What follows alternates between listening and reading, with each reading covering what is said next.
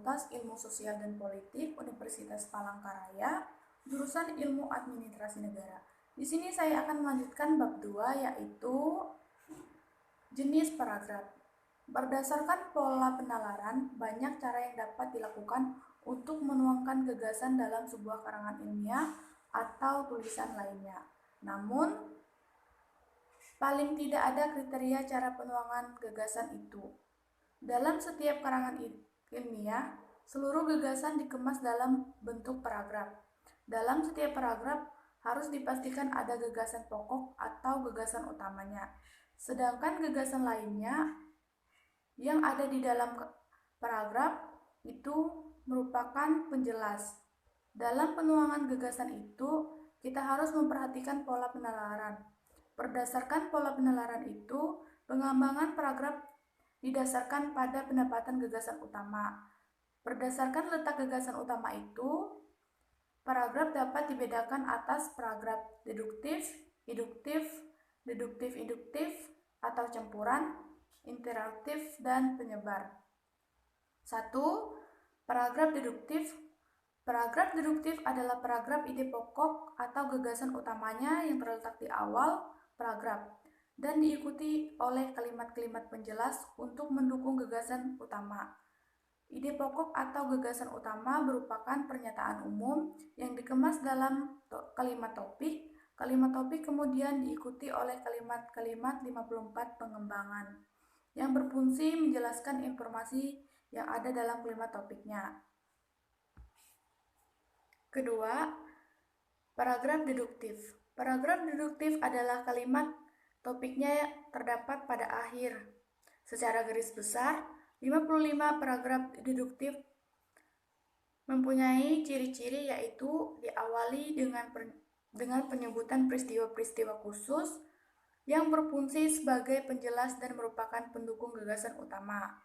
Kemudian menarik kesimpulan berdasarkan peristiwa-peristiwa khusus itu untuk menjaga koherensi antar kalimat dalam paragraf. Dalam penyusunan kalimat simpulan itu, ancap digunakan konjuksi penumpu. Kalimat itu sekaligus berfungsi untuk konjuksi antar kalimat.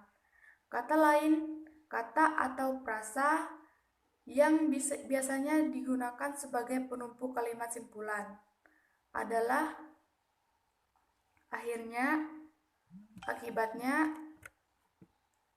oleh karena itu, maka dari itu, berdasarkan uraian di atas, dan dengan demikian. Karena fungsinya sebagai penumpu kalimat, kata-kata tersebut diletakkan di awal kalimat atau tentu saja harus diawali dengan huruf kapital. Karena fungsinya juga sebagai konjuksi antar kalimat, kata-kata tersebut harus diikuti dengan tanda baca koma. Ketiga, paragraf deduktif induktif campuran. Paragraf deduktif induktif adalah paragraf yang kalimat topiknya berdasarkan bagian dari awal dan akhir paragraf. Meskipun ada dua kemunculan topik, hal itu bukan berarti gagasan utama ada dua. Adanya dua kalimat topik itu hanya merupakan bentuk pengulangan gagasan utama untuk menegaskan informasi paragraf. Dengan pola ini dimulai pernyataan dari bersifat umum, diikuti dengan pernyataan-pernyataan yang bersifat khusus sebagai penjelas, dan diakhiri dengan pernyataan umum yang merupakan pengulangan gagasan utama. Biasanya gagasan utama pada akhir paragraf dikemas dengan kalimat topik yang agak berbeda dengan kemasan kalimat topik pertama. Paragraf ineratif. Paragraf ineratif adalah paragraf yang kalimatnya utamanya terletak di tengah-tengah paragraf.